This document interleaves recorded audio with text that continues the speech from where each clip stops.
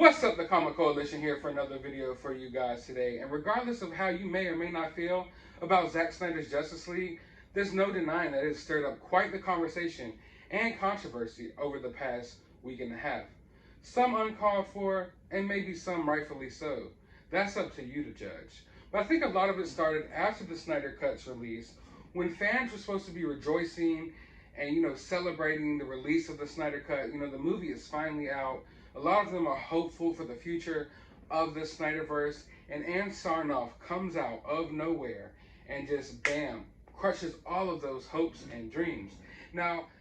And of course, this outraged Snyder fans all over. I mean, these people just saw the Snyder Cut and they want more. They're clamoring for more online. It was never about just release the Snyder Cut for these people. It was about restore the Snyderverse, which is the new hashtag online. So naturally, there was a lot of outrage there directed at Ann Sarnoff and different WB employees after those statements were made, which I'm not gonna lie, I mean, it got the job done. It sent a very clear message that, hey, we don't want anything to do with this universe. We're ready to move on. But of course, when you gave the fans this movie in the first place, a movie that consists of a lot of scenes that basically allude to sequels, of course they're going to want more. Of course, when you give someone an inch, they're going to want to take a mile. I mean, it's a classic saying, we all know it. And I guess they underestimated Zack Snyder's fan base. I guess they thought that if they went ahead and gave Zack Snyder his Snyder Cut, that the fans would be quiet. But that is not the case at all. So long story short, while Zack Snyder's fan base is supposed to be celebrating the release of the Snyder Cut, there's just complete turmoil going on. We have Restore the Snyderverse trending on Twitter. We have all types of different movements happening. We have the hashtag Fire Ann Sarnoff going on. So there's outrage everywhere. I mean, it's being directed in all types of directions. And now it is being directed at James Gunn and the Suicide Squad. Now, I'm going to give two different takes on this, because there's a perfectly rational take here, and then there's a part of me where I keep my mind open to all things. That's just the kind of person I am. Even outlandish things, and some of you may think this is outlandish, but even outlandish things, I keep my mind open to the possibility. Now, why are Zack Snyder fans outraged at James Gunn and the Suicide Squad? Why? Well, they feel as if WB has been using not only James Gunn and the Suicide Squad, but other different promotional material to take the attention off of the Snyder Cut. Now, I'm not going to lie. I'm just being honest. We went from a drought of not having much DC news to, as soon as the Snyder Cut released, we got casting news on The Flash. We got casting news on Black Adam. We got news about Black Adam finally going to production after all these years. And now the Suicide Squad trailer is finally releasing. Now, of course, a perfectly rational person will view this as just, regular movie marketing. You try to ride the high, you try to ride the hype while you have it there. So while you have the hype surrounding the Justice League, why not release more news about future DC products? I mean, that's just what you do in movies in general. But if you're a Zack Snyder fan, you're probably a little bit suspicious.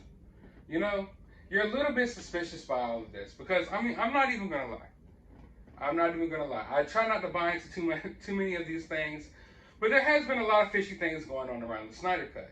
And the fact that all of this news is dropping right here during the Snyder Cut is kind of fishy, especially after the comments being made where basically they're saying, hey, we want to move on in a new direction. And yes, it does look like they are taking attention away from the Snyder Cut and letting you know, basically, we're moving, onto something new. We're going somewhere else with all this, and we're trying to kill all of that noise. So I understand where people, where that's coming from. But the fact that people are online, they're throwing hatred left and right. They're flooding James Gunn's comment sections as we speak. I believe the trailer just dropped while I was actually recording this. So I haven't even had a chance to actually react to the trailer yet. But I'm sure you do not need Nostradamus to predict the future for you. If you go under James Gunn's tweet, where he tweeted the trailer, I am sure they're completely wrecking him, and I will try to gather a couple of those tweets to add in this video, but they were already wrecking him yesterday when he just released some promotional material for the movie. He released a poster and let everyone know that the trailer was going to be dropping, and of course the fans went ballistic because they all believe this is a ploy to take the attention away from the Snyder Cut. I mean, we already have a movement going now to boycott the Suicide Squad. We have a portion of Zack Snyder's fan base that have gathered together, and they are all threatening Jason Kilar that they will boycott the Suicide Squad unless he restores the Snyderverse. And even worse than that, we also have some fans demanding that James Gunn ties in his Suicide Squad to the Snyderverse. We have some fans telling James Gunn that regardless of what he does with his characters, those characters are in the Snyderverse. I mean, it's just no holds barred right now on Suicide Squad and every DC project coming out in the future, and it's getting crazy. When you have movements to boycott these movies, you're supposed to be a DC fan. So as a DC fan, you're telling me you're going to boycott Suicide Squad and Black Adam and, you know, any future DC product that doesn't have anything to do with the Snyderverse? I mean, are you really a DC fan or are you a Snyder fan? So as I told you before, I'm going to give two different takes on it. My rational side tells me this is just smart marketing. When you know there's some hype surrounding, you know, a product, you're going to want to release news about similar related products. So you got your hype going and building around this DC movie. So we want to release more DC movie news. Like, DC has the spotlight right now. In a time where the Falcon and Winter Soldier second episode just debuted last night, or technically today, we're all sitting here still talking about DC. DC has the spotlight right now, and it's a good time to capitalize on that with all of this different news. But the other side of me has to take a step back and look at this. I mean, from the random leaks to putting it out, you know, right before King Kong versus Godzilla, there's a lot of little things here. Like when you really look at it, that if they were just singular instances, you're like, okay, coincidence. But there is a lot of added stuff here to where, I mean, that even a perfectly rational person such as myself, or I like to consider myself as a perfectly rational person, that if I take a step back, I can look at it and see where people would be like, you know, maybe this is fishy. But I do not understand, and I do not think it warrants being ugly and rude to people online.